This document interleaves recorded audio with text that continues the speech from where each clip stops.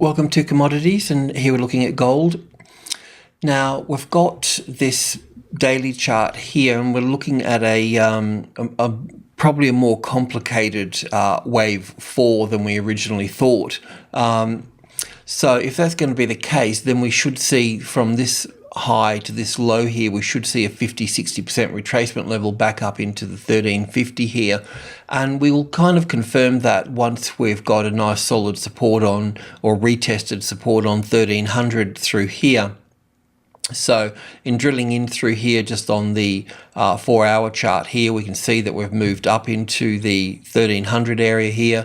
There is trendline resistance through here, so it's going to be, we're going to see more of a corrective pattern through this little area here. But if it does develop support, then we need to look higher from this point here. And just drilling in here a little bit here as well. A little bit tricky to count this sharp move up through here, but it can be counted as a 5-wave structure to this point here. I think I did some work on this in here. Yeah, look, pulled this apart a little bit in here in terms of the 1 and 2 in here, and the 3 to here, and the 4 to here, and the 5 to here. So we should see some type of corrective pattern in this space here as such. But that looks quite nice little support on there as well. So, but anyway, it's the trend is definitely up in this case here. And the other thing I wanted to point out too was the silver market on the daily as well. It's made a new low here as well. So, but it's made from this wave 4 here. It's made wave 1 down, 2, nice strong 3rd wave, 4th wave, and 5th wave here. So we've actually got a 5-wave structure to the downside here. So this is likely to see a further push to the upside as well. But at the same time, we wouldn't trade long and confirm that until we were on the 2000 as the support there. So just something that we'll tune into a little bit further as that support develops on there. Also the base metals as well. I'm going to have to take a different look at copper as well, because I know that it's got further to push higher as well. I mean, we were looking at this as all of a wave 3 down through here in 5 waves, which is nice. We're looking for a wave 4 to pull back here. But this little structure that is built in through here has just got another 5 waves to build up through here. So it's going to take it up too high. So we'd have to look at this 5 waves down as an A wave and a B wave and a C wave through to here. So we're looking at more of a bullish picture through here. And if we can just tune into that a little bit further through here, we'd been counting this up through here. We're expecting a move to 310 here. But I can see that if this is 5 waves in here, if I forget that spike there for a moment and look at this in terms of 1, 2, 3, 4, and 5 to here as wave 1, then wave 2 to come back, I can see wave 3 here still got further to go up here in terms of 1, 2, and this is just all the 3rd wave in here, the 4th and the 5th. So the 3rd wave should take us up a little bit higher here than the 4th, and then the 5th wave here should be the same length as wave 1 here. So it's getting us up around the 320, which is just too much for this 4th wave pullback through here. And the other thing too is you can see that it's actually starting to expand more like a 3rd wave moving up here. So this could certainly move up higher. So what it will do, it will support base metals, and iron ore, the same thing, same as well. So all of those will be stronger. So where we see the banks, well, at least in Australia, sort of slowing down in some degree, then we'll see this being supportive as well here. So basically the resources, material sector supporting the finance sector this time around. The oil market is still heading down towards 100 here, and also we can expect a bounce off the 100, and there'll be orders in before that as well. But still looking at green wave 1 here to 5 waves down here for the 3rd wave here, and then the fourth wave back and the fifth wave coming down through here as well. So a lot of bouncing going on in this area through here. So not very good trading, but certainly oversold into this area here. So I do expect to bounce. If you're in short here, then you need to start covering, and yeah, expect a bounce coming in from that point there. The gas market.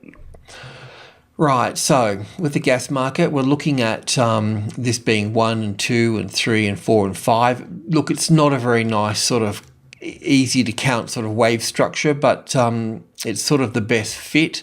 And then we're looking at an A wave, a B wave and a C wave pulling back to the 50-60% through here. So we won't do any no strategies in here until we see this is fully developed here, and we've got to move on from here. Or if we're wrong and we get support on the 72, well, then we'll move from that point as well.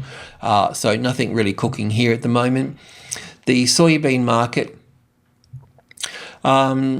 pretty much doing what we expected.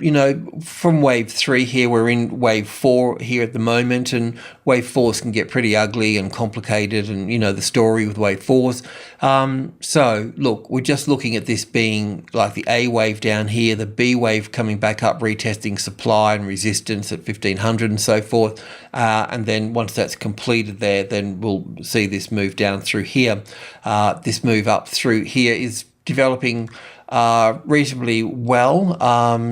It's looking a bit sort of bullish actually, but let's just see how it goes. We won't rush into it yet. If we were going to trade this long, we'd want to see a nice 5-wave structure here, and this would be the 3rd wave here. So it'd still need the 4th and the 5th wave up here. Then we'd need to see a 3-wave move back, and then we'd start moving in long from that point. That's when I know that we'd be wrong in our count.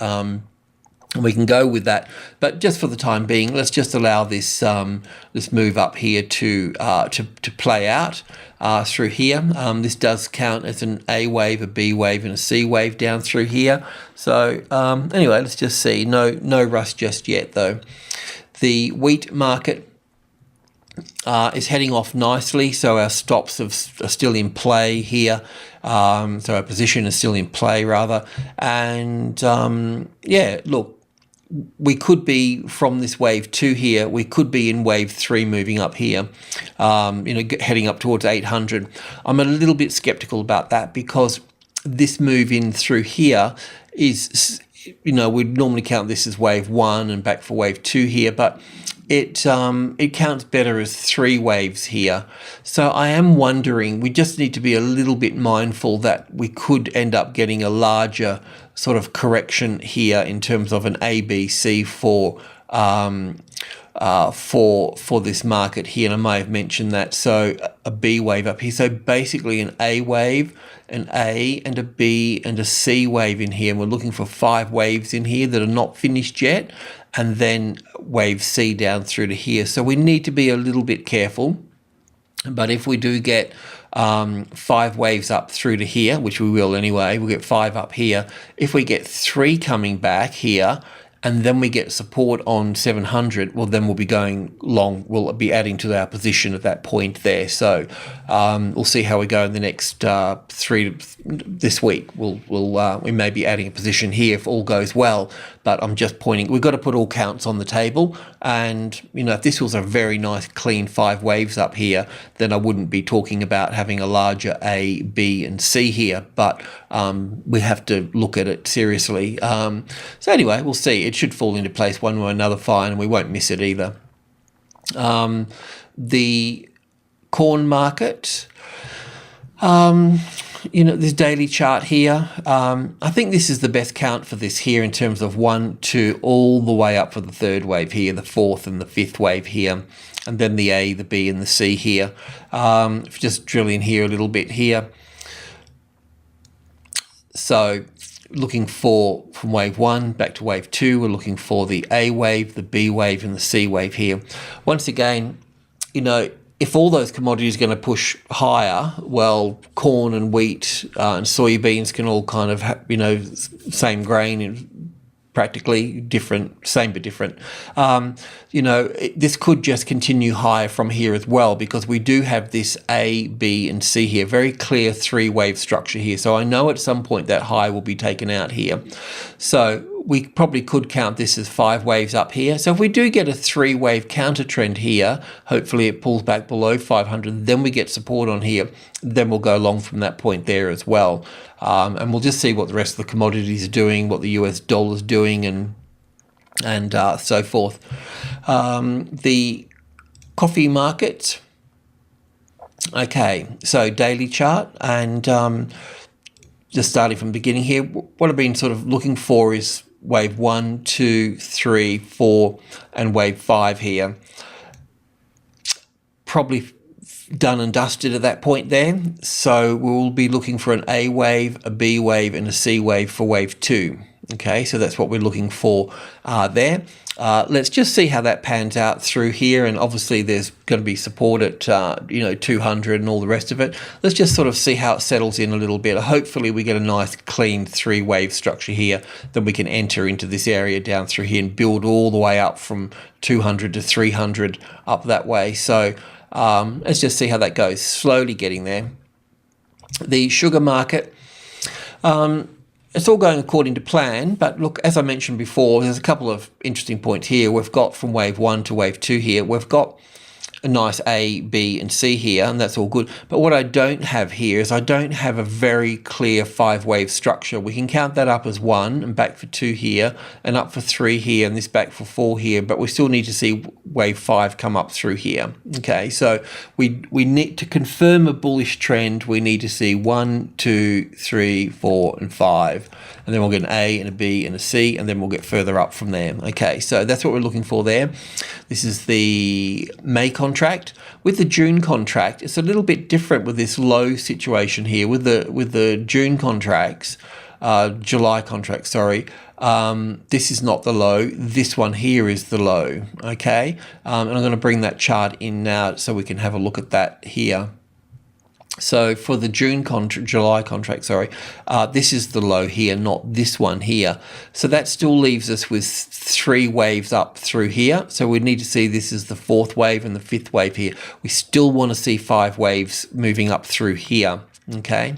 So if you do buy another contract, if you do have a contract in here, in the May contract, you can get your broker to ring them and they'll give them a call and they'll roll it over for you. Otherwise, buy new contracts into this month here. But we will want to see 5 waves up through here first to do that. Right, the orange juice. Unfortunately, our 5th wave ended a little bit. It made a new high and rolled over, so we have to call that wave 5 of wave 5 in there, but we need to call it in as the top of wave 3. I was hoping we would get up closer into 72 there and take some profit, but it's not the case. So we've got this move down through here, the 38.2 retracement levels down at 158, 157 area through here, so that's what we can expect. The move down through here is currently not complete yet. It's on trend line support, so it's stuck there. It might move straight up from here. That would be nice, but I got a feeling that we're going to get this 1, 2. We're going to get another move down through here, and then a 3-wave price action back up, and then another 5 down through here. So if you want to cut out of this deal, then this would be the time to do it, especially if you've got positions in this area through here. You can always add back on a bit later up through here, but we're going into wave 4, and wave 4 can pull back to wave 4 of 1 lesser degree. So we're looking at, well, look, we're basically looking at 158. Okay, so that's where we're considering this market can pull back to, and wave 4s can get a bit messy as well. So we can see that the little wave 4s in here are messy. This will just be a bigger version of that. I wish we were in group 2 here. I'd feel much better if we were above the 65 and in having our wave 4 in here. And that wouldn't bother me so much, because I know it would sort of hang in there. But being out of group 2 below 65, just sort of, it allows the 150 to pull on the pattern, so it's just a bit dangerous. So yeah, anyway, give it some thought if you want to lock some profit in there. Right, that's it. Alrighty, thanks for listening.